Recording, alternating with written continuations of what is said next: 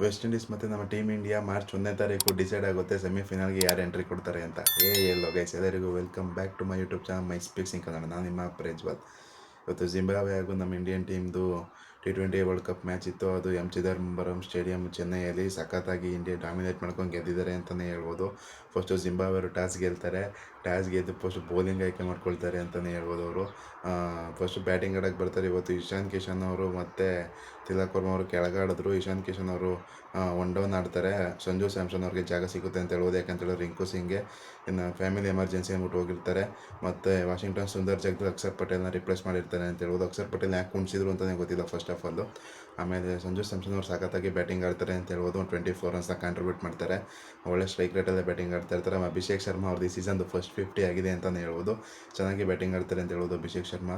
ಮತ್ತು ಇಶಾನ್ ಕಿಶನ್ ಅವರು 38 ರನ್ಗಳು ಕಾಂಟ್ರಿಬ್ಯೂಟ್ ಮಾಡ್ತಾರೆ. ಸೂರ್ಯಕುಮಾರ್ ಯಾದವ್ 33 ರನ್ಗಳು ಕಾಂಟ್ರಿಬ್ಯೂಟ್ ಮಾಡ್ತಾರೆ. ಹಾರ್ದಿಕ್ ಪಾಂಡ್ಯ ಆಗಿರ್ಬೋದು ಮತ್ತು ತಿಲಕ್ ವರ್ಮಾ ಆಗಿರ್ಬೋದು, ಎಲ್ಲರೂ ಕೂಡ ಸಖತ್ತಾಗಿ ಬ್ಯಾಟಿಂಗ್ ಆಡ್ತಾರೆ ಅಂತ ಹೇಳ್ಬೋದು. ಅಭಿಷೇಕ್ ಶರ್ಮಾ ಹಾಗೂ ಹಾರ್ದಿಕ್ ಪಾಂಡ್ಯ ಅವರು 50+ ಸ್ಕೋರ್ನ ಕಾಂಟ್ರಿಬ್ಯೂಟ್ ಮಾಡ್ತಾರೆ ಟೀಮ್ಗೆ. ಹಾಗಾಗಿ ಇದು 256 ರನ್ನು.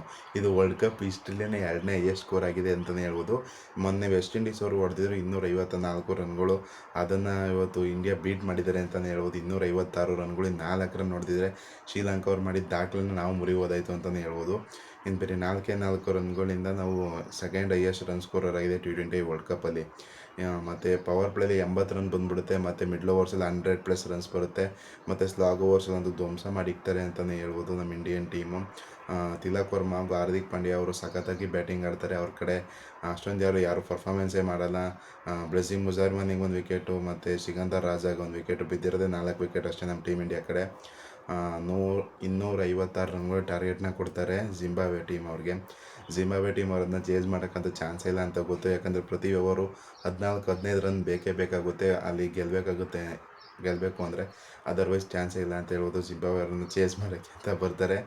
ಬ್ರೈನ್ ಅವರು ಬ್ಲೈಂಡರ್ ಇನ್ನಿಂಗ್ಸ್ ಆಡಿದ್ದಾರೆ ಅಂತಲೇ ಹೇಳ್ಬೋದು ಗುರು. ಸೈಕಲ್ ಅಂತ ಇನ್ನಿಂಗ್ಸು. ಇನ್ನು 3 ರನ್ನು ಅಷ್ಟೇ ಪಾಪ ಸೆಂಚುರಿ ಆಗೋಗ್ತಾಯಿತ್ತು. ಫಸ್ಟ್ ಸೆಂಚುರಿ ಆಗಿತ್ತು ಅನಿಸ್ತಿದೆ ಅವ್ರಿಗೆ. ಅವ್ರ ಕೆರಿಯರಲ್ಲಿ ಸಖತ್ತಾಗಿ ಆಡಿರುವಂಥ ಪ್ಲೇಯರು. T20ಯಲ್ಲಿ 277 ರನ್ T20 ವರ್ಲ್ಡ್ ಕಪ್ಪಲ್ಲಿ ಆವ್ರೇಜ್ನ ಮೇಂಟೈನ್ ಮಾಡಿದ್ದಾರೆ. ಸೀರಿಯಸ್ಲಿ 277 ರನ್ ಆವ್ರೇಜ್ ಅಂದರೆ ಅಷ್ಟು ಸುಲಭ ಅಲ್ಲ. ಸಖತ್ತಾಗಿ ಆಡಿದ್ದಾರೆ ಬ್ರೈನ್ ಬೆನೆಟ್ ಅವರು. ಮತ್ತು ಮರುಣ್ ಮಣಿ ಅವರು ಚೆನ್ನಾಗಿ ಆಡ್ತಾ ಇರ್ತಾರೆ. ಪವರ್ ಪ್ಲೇಯಲ್ಲಿ 44 ರನ್ಗಳು ಬಂದಿರುತ್ತೆ.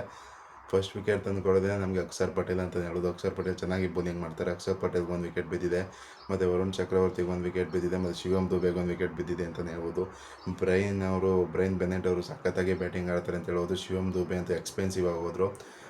ಮೊಹಮ್ಮದ್ ಕೈಫ್ ಹೇಳಿದೆ ಕರೆಕ್ಟ್ ಅಂತಲೇ ಹೇಳ್ಬೋದು. Shivam Dube as a batsman ಆಡಿಸೋದೇ ಹೊರತು ನೀವು ಸುಮ್ಮನೆ ಜಿಂಬಾಬ್ವೆ ಟೀಮವರೇ 46 ರನ್ ಹೊಡೆದಿದ್ದಾರೆ 2 ಓವರ್ಗೆ. ಎಷ್ಟು ಜಾಸ್ತಿನೇ ಕಾಸ್ಟ್ಲಿ ಆಗಿದ್ದಾರೆ ಅಂತಲೇ ಹೇಳ್ಬೋದು. ಆಲ್ಮೋಸ್ಟ್ 20+ ಆ್ಯಾವ್ರೇಜ್ ಇದೆ 1 ಓವರ್ಗೆ ಆ್ಯಾವ್ರೇಜು. ಅಷ್ಟೊಂದು ಹೊಡ್ಸ್ಕೊಬಿಟ್ಟಿದ್ದಾರೆ ಎಕಾನಮಿ.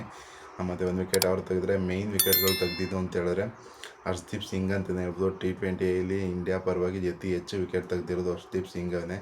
ಅವ್ರು ಯಾಕೆ ಮತ್ತೆ ಇಂಡಿಯಾ ಪರವಾಗಿ ಹೈಯೆಸ್ಟ್ ವಿಕೆಟ್ ಟೇಕರ್ T20ಯಲ್ಲಿ ಅಂತ ಪ್ರೂವ್ ಮಾಡಿದ್ದಾರೆ ಅಂತಲೇ ಹೇಳ್ಬೋದು. ಸಖತ್ತಾಗಿ ವಿಕೆಟ್ ತೆಗಿತಾರೆ. 3 ವಿಕೆಟ್ಗಳನ್ನ ತಗೊಳ್ತಾರೆ ಹರ್ಷ್ದೀಪ್ ಸಿಂಗ್ ಅವರು. ಮತ್ತು ಸಿಕಂದರ್ ರಾಜಾ ಅವರು ಸ್ವಲ್ಪ ಚೆನ್ನಾಗಿ ಆಡ್ತಾರೆ ಅಂತ ಹೇಳ್ಬೋದು. ಇಂಡಿಯಾಗೆ ಇದು ಕನ್ವಿನ್ಸಿಂಗ್ ವಿಕ್ಟ್ರಿ ಅಂತಲೇ ಹೇಳ್ಬೋದು. ಆದರೆ ಇನ್ನು ಸ್ವಲ್ಪ ಈ ಜಿಂಬಾಬ್ವೆ 180+ ಗಂಟ ಬಂದುಬಿಡ್ತು ಅಂದರೆ ಏನಾದ್ರೆ ನಾವು 170 150 ರೇಂಜ್ಗೆ ಸೌತ್ ಆಫ್ರಿಕಾ ಮೇಲೆ ಕಚ್ಕೊಬಿಟ್ಟಿದ್ರೆ ನಾವು ಪಕ್ಕ ಈ ಮ್ಯಾಚು ಜಿಂಬಾಬ್ವೆ ಅವ್ರು ಹೊಡಿತಾಯಿದ್ರು ಅಂತಲೇ ಹೇಳ್ಬೋದು. ಆದರೆ ಇವತ್ತು ಬ್ಯಾಟಿಂಗು ಎಲ್ಲರೂ ಕೂಡ ಕಾಂಟ್ರಿಬ್ಯೂಟ್ ಮಾಡಿ ಬ್ಯಾಟಿಂಗ್ ಕೈ ಹಿಡಿತು ಅಂತಲೇ ಹೇಳ್ಬೋದು. ಮತ್ತು ಬೌಲಿಂಗಲ್ಲೂ ಎಲ್ಲರೂ ಚೆನ್ನಾಗಿ ಪರ್ಫಾರ್ಮೆನ್ಸ್ ಮಾಡಿದ್ದಾರೆ. ಶಿವಮ್ ದುಬೆ ಒಬ್ಬರು ಬಿಟ್ಟರೆ ಅವ್ರು ಸ್ವಲ್ಪ ಕಾಸ್ಟ್ಲಿ ಆದರು ಅಂತಲೇ ಹೇಳ್ಬೋದು. ಆಲ್ಮೋಸ್ಟ್ ಅವ್ರು ಕಮ್ ಬ್ಯಾಕ್ ಮಾಡ್ತಾರೆ ಬಿಡಿ. ಬ್ಯಾಟಿಂಗಲ್ಲಿ ಮೇಕಪ್ ಮಾಡಿಬಿಡ್ತಾರೆ. 1 ಓವರ್ 2 ಓವರು ಒಂದು 20+ ರನ್ಸ್ ಕೊಟ್ಟರು ಪರವಾಗಿಲ್ಲ. ಅಷ್ಟು ಜಾಸ್ತಿ ಆಯಿತು 46 ರನ್ನು 2 ಓವರ್ಗೆ. ಬರೀ ಒಂದೇ ವಿಕೆಟ್ ತೆಗೆದಿದ್ದಾರೆ ಶಿವಮ್ ದುಬೆ ಅಂದರೆ ಅದು ಸ್ವಲ್ಪ ಎಕಾನಮಿ ಜಾಸ್ತಿ ಆಯಿತು ಅಂತಲೇ ಹೇಳ್ಬೋದು. ಮತ್ತು ವೆಸ್ಟ್ ಇಂಡೀಸ್ ಮೇಲೆ ಇರೋದು ಮೇಯ್ನ್ ಮ್ಯಾಚ್ ಅಂತಲೇ ಹೇಳ್ಬೋದು. ನಮಗೆ ಸಖತ್ ಇಂಪಾರ್ಟೆಂಟ್ ಮ್ಯಾಚ್ ಆಗುತ್ತೆ ಮಾರ್ಚ್ 1ನೇ ತಾರೀಕು. ಅದು ಡಿಸೈಡರ್ ಆಗುತ್ತೆ. ಗ್ರೂಪ್ ಎಲ್ಲಿ ಯಾರು ಸೆಮೀಸ್ಗೆ ಬರ್ತಾರೆ ಅಂತ ಹೇಳಿದ್ರೆ ಮಾರ್ಚ್ 1ನೇ ತಾರೀಕಿಗೆ ಗೊತ್ತಾಗೋದು. ಅಂತ್ಯಗಂಟೆ ಯಾರಿಗೂ ಗೊತ್ತೇ ಆಗೋದಿಲ್ಲ.